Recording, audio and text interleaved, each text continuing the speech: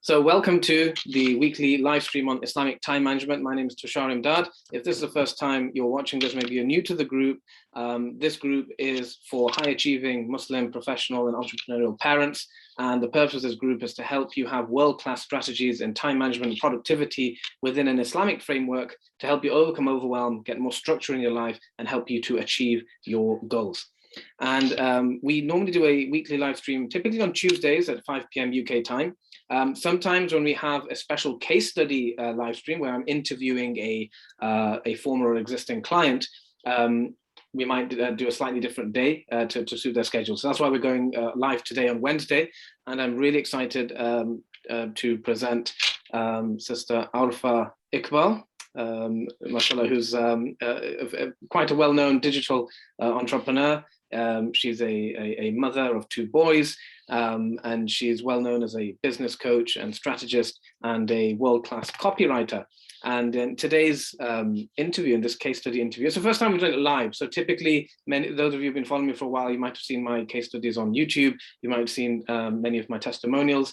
But I thought it would be nice to do some occasional live case studies. So it's a chance for to take part in the conversation, to hear the conversation. It'll be a little bit more natural. It's going to be like a kind of a friendly discussion. But there's going to be time at the end. So if you've got any questions, towards the end, we're going to aim for around 20 to 30 minutes. After that point, there'll be 5 minutes for questions. If you've got any questions, you can save them till then. Yeah, without further ado, let's introduce Sister Arfa. So Arfa, please tell us a little bit about yourself, what you do, and your kind of work and family situation, particularly before you met me in 2020. So yeah, Jazakallah khairan for having me on. So essentially, I'm Arfa Iqbal. I am a marketing strategist. I do direct response copywriting, and we basically build sales funnels and help businesses to scale. So specifically, I work with coaches, consultants, experts who are like 6, 7, 8 figures or more, and we help them to scale using world-class systems. So that's me in a nutshell, really. And I've got a small agency, alhamdulillah. And I think that the main thing is that before I actually started working with yourself, I think my biggest challenge, like I think for any entrepreneur really, is the time. My time management was just shocking. I mean, it was so bad. It was like I wasn't sleeping properly. I felt like there was no Baraka in my day. So it's like I'd wake up in the morning and it was like I'm running through the motions. I'm like, I don't even have 5 minutes to myself. Like, what's going on, right? And then like I've got 2 boys, mashallah. My older one, he's 18 now, and my youngest is 12. And I'm actually, like, thanks to your help, alhamdulillah, I've started homeschooling him.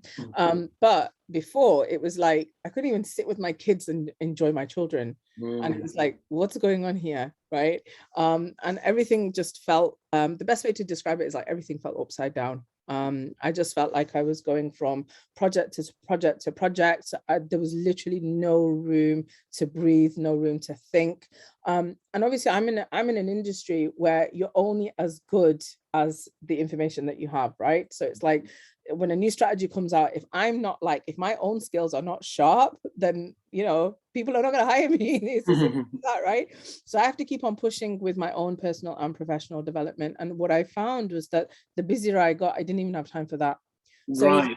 I mean, can I just stop you there? That's a really interesting point, because you're quite well known in the marketplace. And one of the things I said in leading up to this was, I remember when you came on one of the calls, and then I think it's one of your clients who happened to be on the call as well, saw you on the call and nearly fell off his chair. He was so shocked. And, you might remember he was asking you questions, like instead of asking me about productivity, he's like, can I just ask, this new person, Arfa, why are you doing this? You're on the internet everywhere and you're so successful. Why would you need time management? And so my first question to you is because there's many of the people watching this, some of the people, we have a lot of, CEOs, we have people who are entrepreneurs who are very busy and their businesses are very successful, right? Or maybe they're in a job and they're very successful. And what often there's a kind of culture where there's a bit of embarrassment or there's a bit of a stigma attached to, like, they might get business coaching, like that might be we need to get coaching or CDP in our profession, and people will quite commonly will get any professional development they've done, it's been paid by their company or it's to do limited with their business. But when it comes outside of that, and we don't see that, do we? We see on their profiles, on their LinkedIn, on their Facebook, on their websites, everything's shiny and looks excellent. Now, but like in your case, you know, behind the scenes, there are things you weren't happy with. In your experience, I was going to ask you, like what, but I know you're in circles where you've met lots of other course creators, entrepreneurs, CEOs, coaches.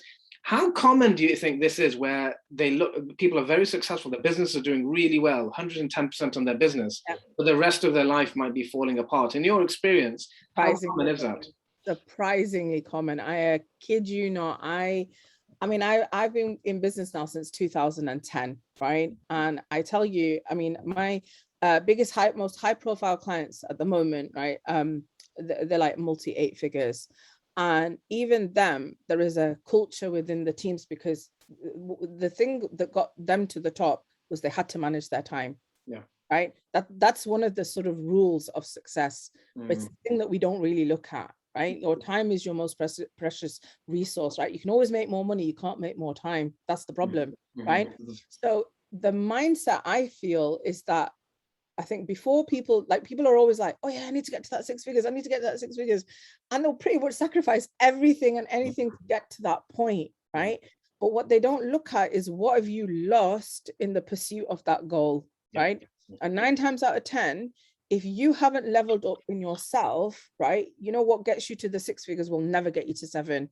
What got you to 7 will never get you to 8, right? And that really does come down to stellar time management, right? Now, how common is this as a problem? I'd say ridiculously common. So even out of my own clients, the number one problem that they always talk about is overwhelm, you know, being disorganized, right? Feeling chaotic, normal things that like you'd think most people would face. But in an entrepreneur, it's worse, because when you go do a job, right? So when I was doing a job, it's easy, because like you go 9 till 5, you got your set hours, you're done.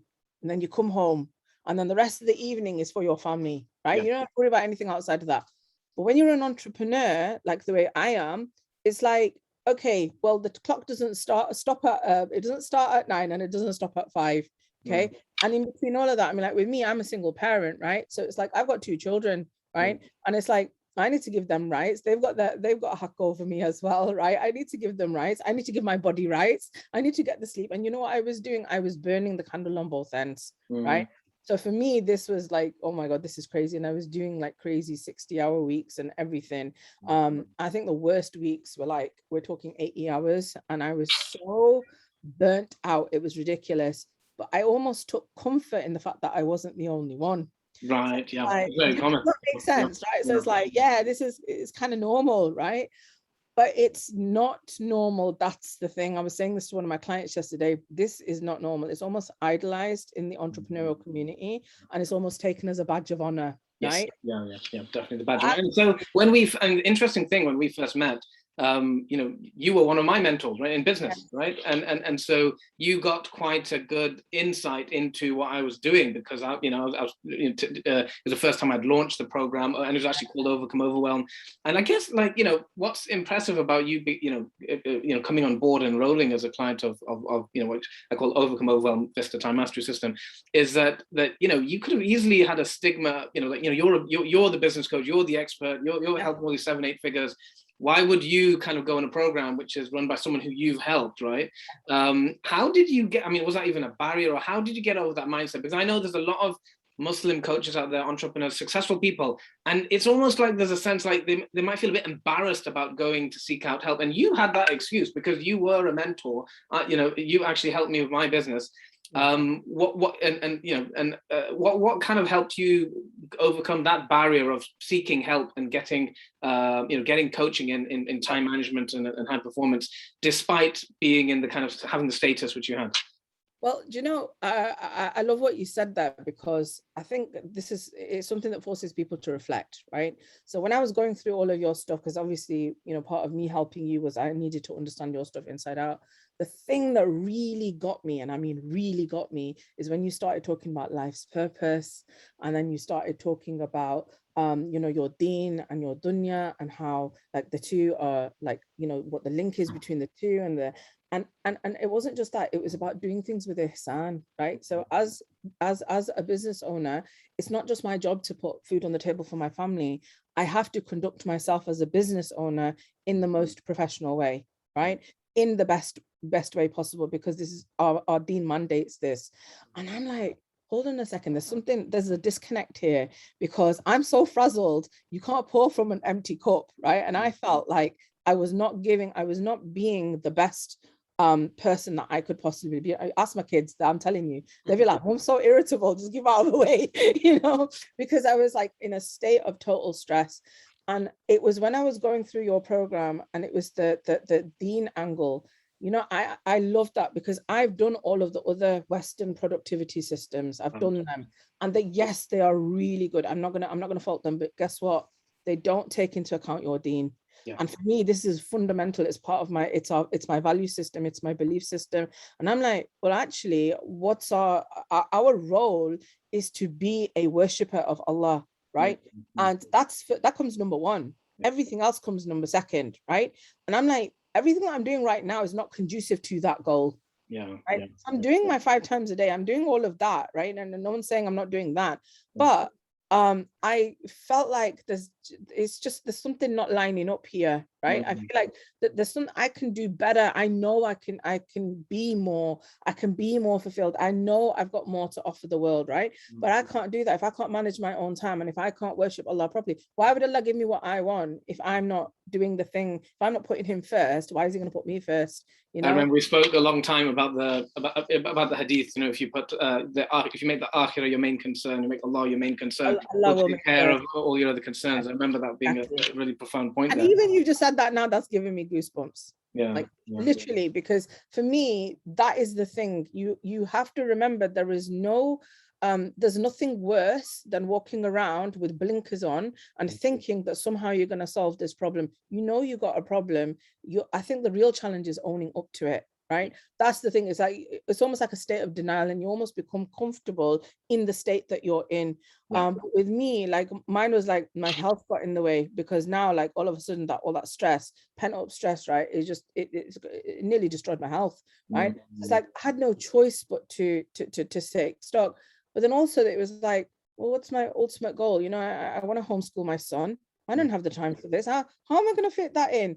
And that's, when I was going through your stuff, I was like, especially the deen angle, and then leveling up and being mission focused and purpose driven. I was like, this is what I need.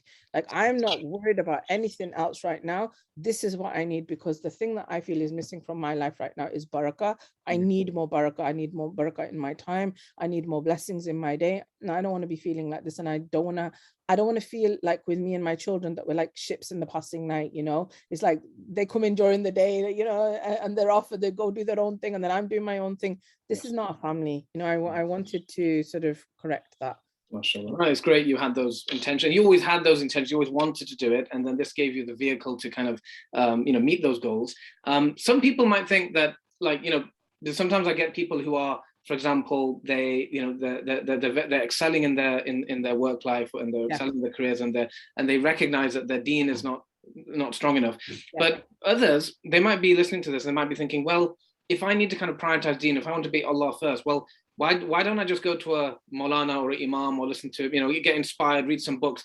Can you describe, like, because this is quite new, and I guess this is what's kind of can be confusing for people. They might be like, well, if I learn productivity, I can go to a productivity guru, or I can go to a coach there. Or if I want to learn the deen, I can go to an alim, right?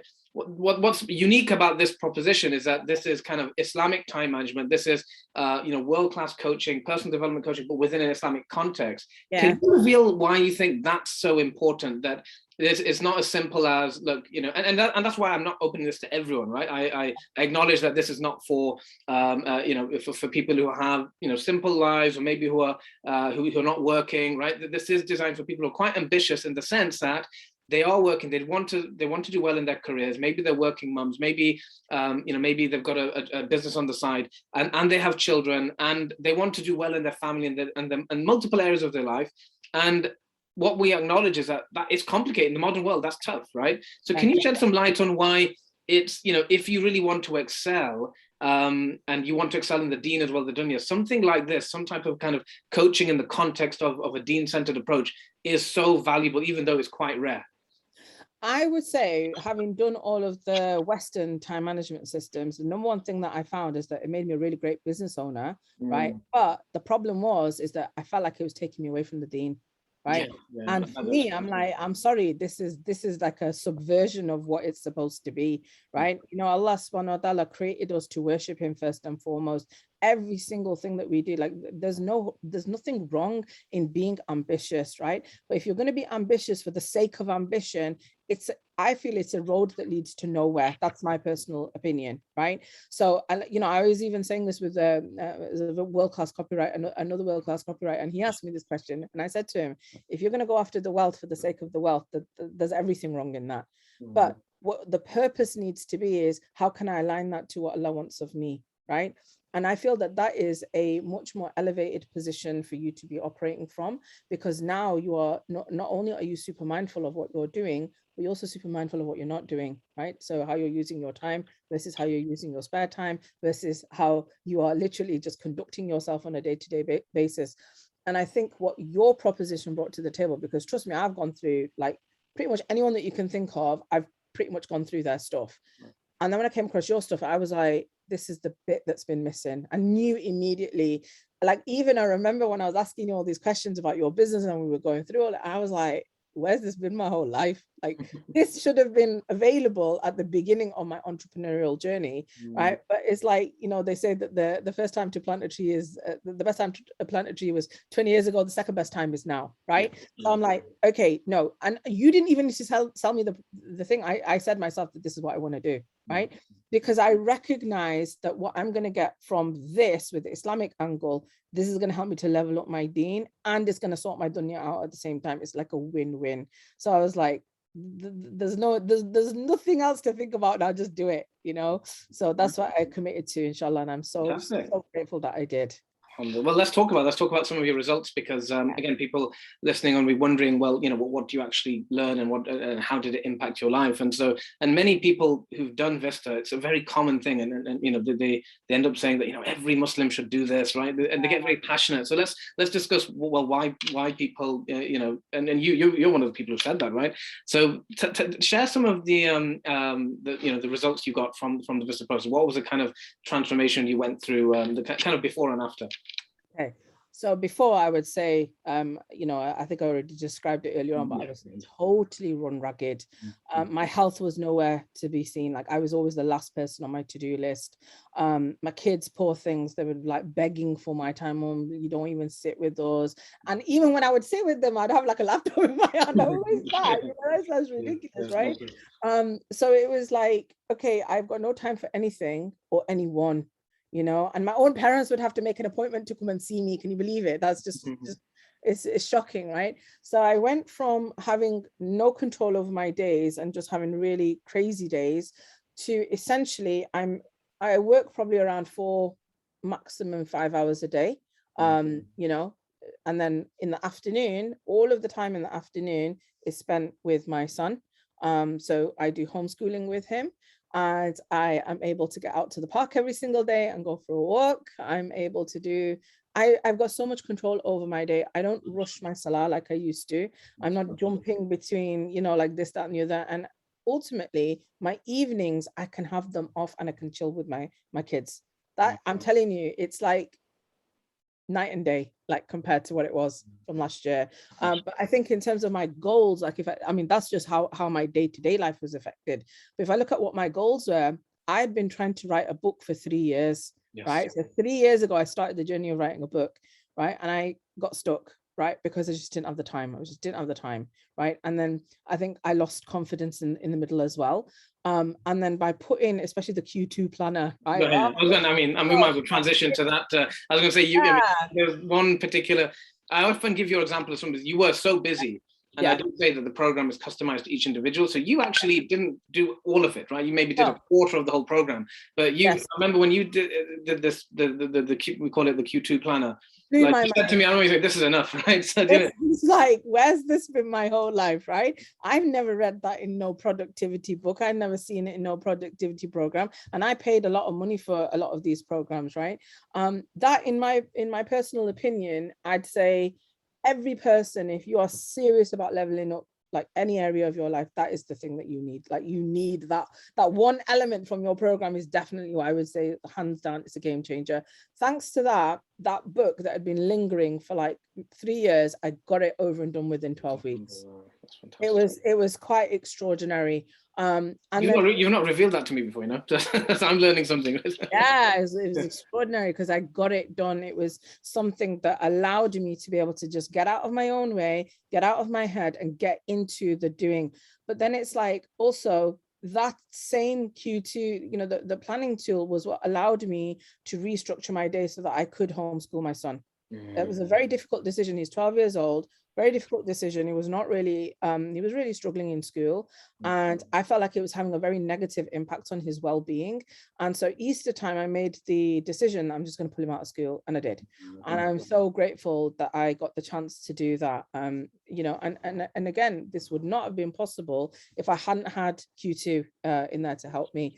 And even now, like any major goals that I set for myself, they all revert back to the Q2 planning, because I know that if I don't do that, you know, it's not going to get done. It's just not going to get done, right? Prime example is my health. I mean, you know, not many people know this, but in January, I ruptured 2 discs in my lower back, right? And I was just in a world of ridiculous amount of pain and hurt, and it was impacting my ability to get anything done.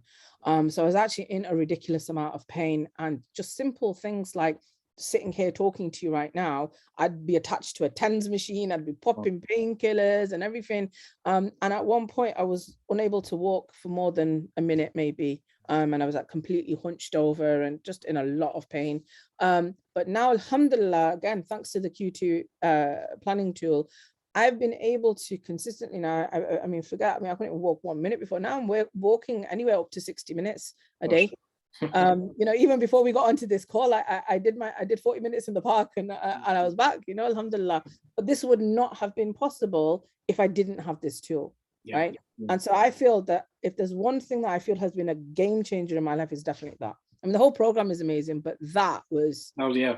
I mean, each client has a different favorite tool, but that definitely resonated with you, and I'm so glad it did. But I mean, interesting. You talk about January and then February, and you know what happened with your illness, and this kind of goes into my next question, because you know, you not only did you do Vista, but you kind of you then signed up for high performance coaching, and so this question is more geared towards that. There's some, you know, Vista client alumni who are, you know, got nearly probably 50 people who've gone through the Vista program, and then there are also people who sometimes they want to go straight to the kind of one-to-one relationship. They want a more long-term relationship. Some of the busy executives. So this question's for them really, because you know, sometimes that there's benefits for that. Normally 90% of the time I recommend people try something like Vista first, get the fundamentals of time management, productivity. But then it's interesting because, you know, like you said, like some of the issues we've been looking at, like your health, for example, like that didn't happen in Vista, right? That happened afterwards, and luckily you had already signed up for high performance coaching, so we were able to address that. So can you talk about like, you know, why you decided and the benefits of a more longer term you know, a one-to-one relationship where, you know, we'd meet, you know, once or twice a month, and it's very different. Instead of having that intense in 8 weeks, rather, you know, we're meeting once or twice a month over 6 months, 6 to 12 months. So can you give some insight into why you did that and why you think that's important? I think I just froze up for a second there. Yeah, so basically, I would say it's a no-brainer, right? Like if you're really looking to excel and you're ambitious and you're looking to grow in every area of your life, like CHPC, that, you know, the high performance coaching, I'd say it's a must-have. I like to think of Vista as the foundation for amazing growth.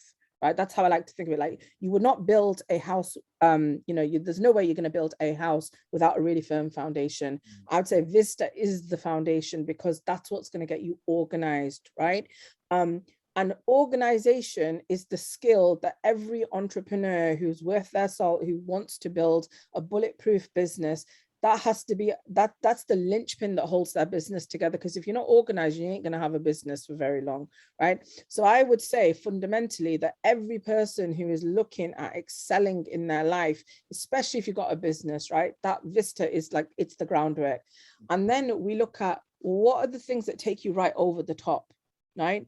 And that's what got me excited about doing the high performance, because I am a high achiever, right?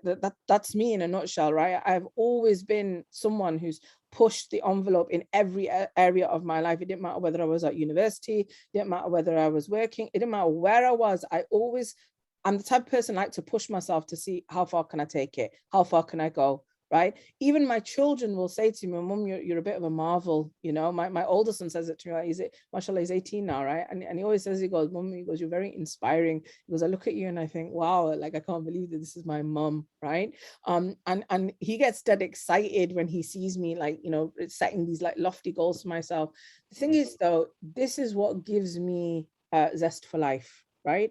It's the thing that it almost gets you back in touch with the things that you'd lost sight of, right? So in the high performance, right, you know, we look at things like courage, we look at physiology, we look at becoming the best version of ourselves.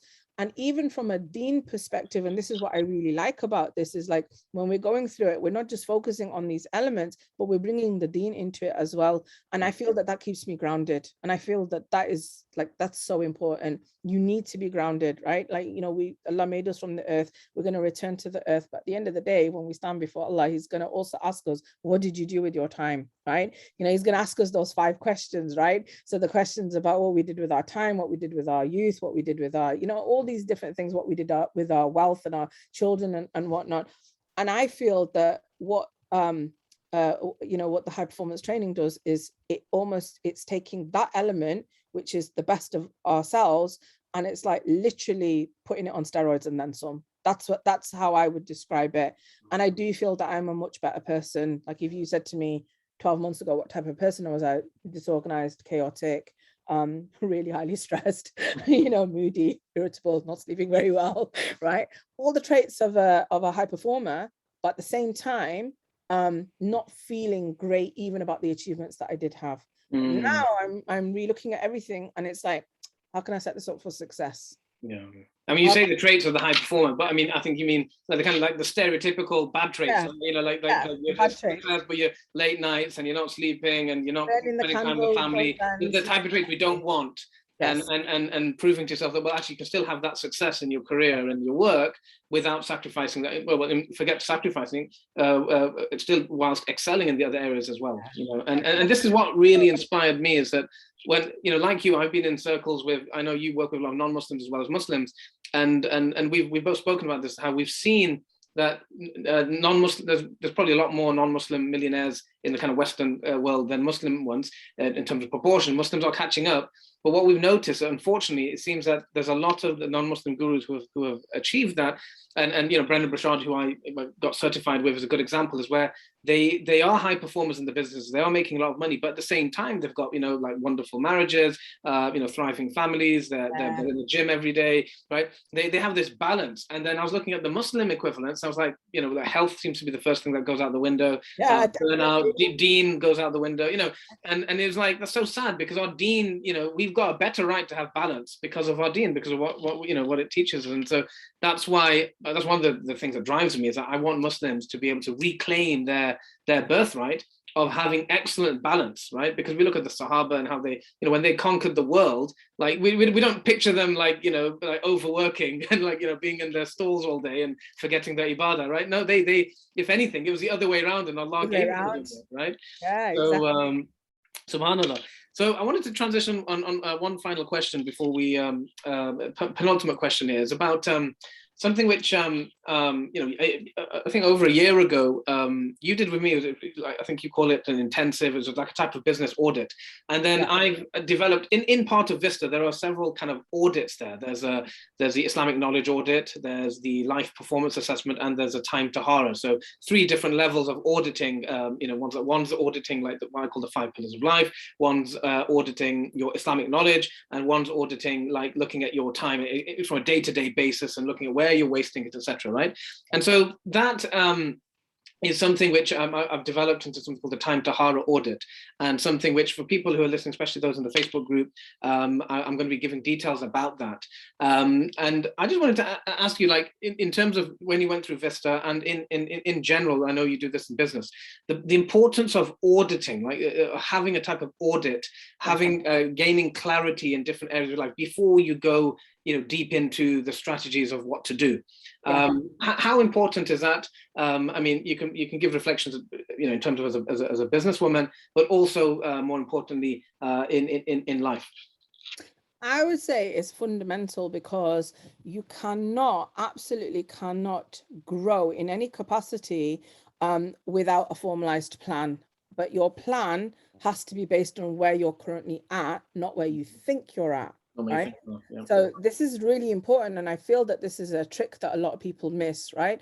So what I always say to clients, right, for example, with marketing, one of the reasons why they end up spending money on stuff that doesn't really work is because they do they'll do the right things, but they'll do them in the wrong order. Right. There's always an order to everything that you do. It doesn't matter what that is, right? So if you're doing the wrong things in the wrong order, that's a total disaster. But even if you do the right things in the wrong order, it's a waste of time, right? It's not going to work the way it's supposed to. We're not supposed to be doing things that are against order. Like, the universe loves order. Everything loves order, right? But it's like with something like an audit, you are starting with the basics first.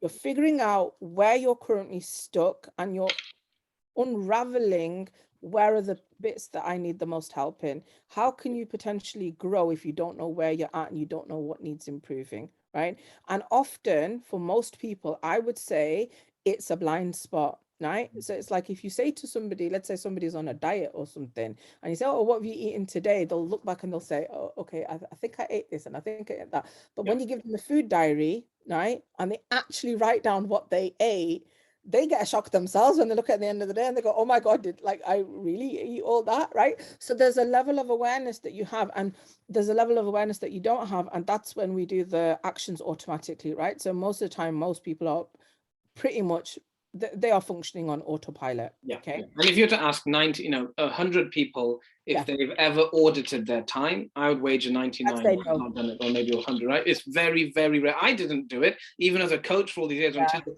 one of my coaches had that in his process. Yes. And I thought, wow, that's a good idea. Let me, let me take that, Islamicize it, in the time Tahara was born. But it's having that clarity. And some of the people who've gone through this process, I mean, a great example is like if you've ever tracked your mobile phone usage, if you ever got one of those screen time things, and you look at it, and I've been shocked myself, and like, how is it possible to be 5 hours, right? And it's like, these little time windows throughout the day, but it adds up. And it's only like Peter Drucker says, what's not measured can't get managed. And it's like, if we want to manage our time either, you can't improve the performance either, right? So Warren Buffett says, right, what gets measured gets improved, right? So you have to have a baseline measurement there in the first place, right? It's like if you go to the doctors, right, and you say, hey, I really want to sort out my life and everything. The first thing the doctor's going to do is they're going to do an audit on you. The audit is going to, consist of some sort of a health assessment. They'll ask you questions about your life. They're going to take your blood pressure. They're going to take your weight. They're going to take all of your, when do most Asians in our community take action on their weight? Once they find out they got diabetes, right? That's it. We know now, it's measured. But that's the thing, right? So again, it's drawing awareness. I think the number one thing is to draw the awareness. Number two is when you measure it, you've got something there that you can work with. And then there's a physical change that happens. So for example, with myself, I literally went from doing 60 hours of like craziness every single week. Now I'm working more along 20-25 hours is pretty much where I am. I've gotten back so much, like I literally cut my working time down to half, right? But a lot of that would not have been possible if I didn't audit where I currently was. And I didn't look at, well, actually, I'm not being very, like, I'm doing a lot of stuff, but I'm busy and I'm not productive. And there's a difference between the two. And I think that's what the audit really brought into, it really brought that to my attention. I don't want to be a busy fool. I want to be highly efficient and I want to be highly productive so that the time that I am sitting down and I'm working, it's my best work that I'm producing. Right. And that's what I feel that the audit really helps you do, is it brings that awareness. It allows you to see what you can't see because, 9 times out of 10, like I said, you're living half of your life on autopilot anyway. So it allows you to bring that to the awareness. And once you know what that is, then you can start making meaningful progress and change. And I actually think that everyone should be doing it. Everyone should be doing it. If you're serious about leveling up your life in every aspect, everyone should do it. So before I ask you the last question, I'm just going to take a 2-minute kind of commercial break, because it kind of leads us straight to the point of this audit. Yeah. And so actually, you know, if you're watching this now, I mean, on the Facebook group, I'll be putting a post up about it. But if you're listening in, I am going to be launching for the first time as a kind of standalone service, a Tahara audit. And so in that, it's a great first step, and it's something which only takes a couple of hours, and it means before you get before you make the big investment in terms of time, money, and energy into a coaching program, and especially because what I found after nearly 2 years of really full-time teaching time management is I've realized that it's a new thing for Muslims, right? They're not used to it. They've not done personal development coaching before. It's very new, and so part of the reason I'm doing this is to give people a bridge to that world. Something which only takes a couple of hours, and it'll give you that clarity which you've spoken about. It's an excellent first step. And so if that's something which sounds like you'd be interested in, wherever you're watching this, if you're watching this in the Facebook group, you can comment below. Just comment below time Tahara or time audit, and then either myself or one of my VAs will reach out to you. So that's a little 2-minute talk about that. So I wanted to finish by this is a question I always ask anyone who I interview, a former client, is that some people watching this, they are at the stage where they're thinking like they want to get into coaching. They are in overwhelm. Their life is being on standstill for months or years. They are going through a transition. They do want to level up. They do want to organize themselves, but they're scared, right? They're scared because they've never invested in themselves. This might be the first time they're doing a big investment, in terms of financially, and so there's always these doubts, right? And so, what would be your advice for someone in that position, considering working with me, considering doing Vista, considering doing some coaching, but they're scared of investing so much into themselves? I would say that, look, the first step is always going to be scary, right? But what I want you to focus on is, don't focus on the money, right? Focus on the value that it's going to make to your life, right? I'm telling you, I can't emphasize this highly enough. Trust me, I know I'm speaking from experience, and I get very emotional when I talk about this. I practically destroyed my health in the pursuit of wealth, right? And now I'm spending all of my wealth in the pursuit of my health. It's kind of all backwards, right? But outside of that, I don't want to be the person that fails my kids. I don't want to be the person that fails my clients or fails myself or fails Allah. Do you see what I'm saying? Right? So for me, this is a no-brainer, right? It's an investment, yeah, but guess what? You're going to get 1,000,000 times more back what you put in, right? Because why? Because now you're going to have the time available. I don't care how busy you are. Trust me, there is nobody busier on the planet, right? If they're on their own, they don't have a husband, they don't have a partner, they've got raising children, they're building a business, they're doing all these things. No one is busier than that person, right? And if I can go from going from 60 hours to like literally down to 25 hours a week, right? And getting not only the time back, it's given me so much more purpose in my life as well, because it allows me to focus on the things that are most important. And I would say it is, honest to God, it's a no-brainer. No one should even be like, if you're even slightly hesitant, just jump on the time Tahara to start with, right? It's like, it'll be that little segue, like you said, and bring that awareness into your life. But I think more importantly, it's what are you going to get out of it? You're going to get tools and strategies that will be with you for the rest of your life. I said this at the beginning, and I'm going to say it again. You can always make more money. You cannot make more time. It is your most precious resource. Once that time is gone, it's gone. And you know what's left behind? Only regret is left behind, right? And what I say is, like, I wish that, I had known about Islamic time management right at the start of my journey. And I honestly, I think there's a lot of things that I probably would have avoided in my life, namely, like, for example, stuff with my health and, like, neglecting, the time that I need to give to my children and stuff. Because what you lose is that perspective, because it almost becomes all consuming. Do you see what I mean? It's like, oh, I've got to build this business, I've got to do this, I've got to do that, and got all these things that I need to do, right? But in the process, you lose yourself. And I think what Vista does is it gives you a foundation for the rest of your life, right? You're going to take those tools, you're going to take those strategies, you're going to level up your deen, you're going to level up every area of your life. And hello, no brainer, you're going to get your time back to do the things that you should be doing. And as I often tell people, if your intentions for Allah, right? And I remember one sister, she wanted to do it, but she was guilty. She said, I spend so much on my family. I don't mind spending on my family, but I feel guilty spending it. And I'm like, well, hold on, remind me why you're doing this. And it's, well, so I can help be a better mother. So I want to say, why do you want to set up your business? Well, so then I can help my husband. And, blah, blah. And I'm like, isn't this sadaqah then? Right? If you're doing it for all those purposes, isn't this charity? Isn't this going to be just reward for this investment? And she's like, oh yeah, right. And that helped us. So just wanted to add that that sweetener as well. That is, if your intention really is for Allah, and that's the beauty of this, is that because it's Allah first, and you know this, the first thing I check with anyone who comes through is like, where is Allah in your life? If that's not first, well, we're gonna, and that's why a lot of people come in and their intentions change during the program, because once they went through the Islamic knowledge audit, they're like, oh my God, I got 10%. I have to do this. I have to do my fard. I have to go on this course, and they hadn't done it for years, but going through this, it forced them. Right? I don't teach the deen. But it forced them to, okay, I've got the resources. I've not been doing it all this time. Now I understand. Now I've gone through the funeral scene. I've gone through, putting the beginning with the ending. I've gone through these modules. I've had my belief shift, and now I truly understand, and I'm ready to do something about it. Let's put Allah first.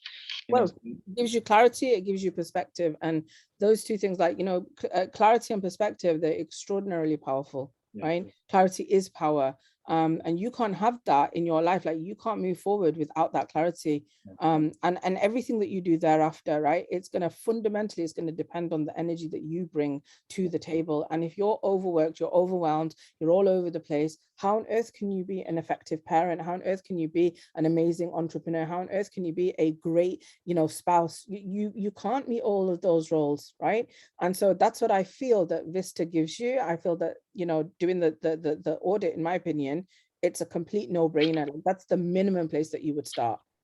Fantastic. Subhanallah, Arfa, it's been a pleasure having you on. You're so passionate. It feels like sometimes I feel like you're interviewing me. It's oh, I love it. I tell everyone, like, you should be like, seriously, you got time management problems, you need to go to speak to Brother Tahara, like, he'll sort you out, seriously. No, I really appreciate it. So thanks for your energy, thanks for your positivity, thanks for sharing. You went very personal as well. So really, want to congratulate, thank you for being so open and vulnerable. And I know people watching will appreciate that. It will resonate with them, and they might be like, okay, yeah, so that happens to me as well. And I don't need to feel embarrassed if it's happening to Arfa. It could be, I don't need to be ashamed, and so that will inshallah give people courage and strength.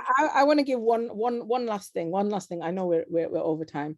The way that I look at it is, if something messes up in your life, right, and it's not your fault, right, you can't do anything about that, right? But if it stays your fault because you choose not to change, then that is your fault. Yeah. And you have to live with that, right? So that's what I'm saying. So it's like, for me, doing the program, it was like, there was two options. I can either continue down this path and get totally burnt out and get further and further away from Allah and get more and more disconnected from my children, or I could just take the bull by the horns. I could sort my life out and know that everything else after that, inshallah, if I put Allah first, everything else will start to fall into place. And that's exactly, alhamdulillah, that's exactly what's ended up happening. So I'm so glad it worked out, alhamdulillah. And again, thank you for everyone listening. Thank you for Arfa once again. And she is in the Facebook group.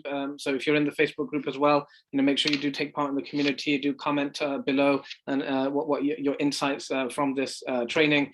And look forward to seeing you all in the group and in future trainings and live trainings in future weeks, etc. Jazakallah khairan. Have a great day. And we ask Allah to give us tawfiq and barakah in our time. Subhanallah wa bihamdihi. Ashhadu la ilaha anta astaghfiruka wa atubu ilayk. Jazakallah khairan. Assalamu alaikum wa rahmatullahi wa barakatuh. Wa alaikum assalam wa rahmatullah.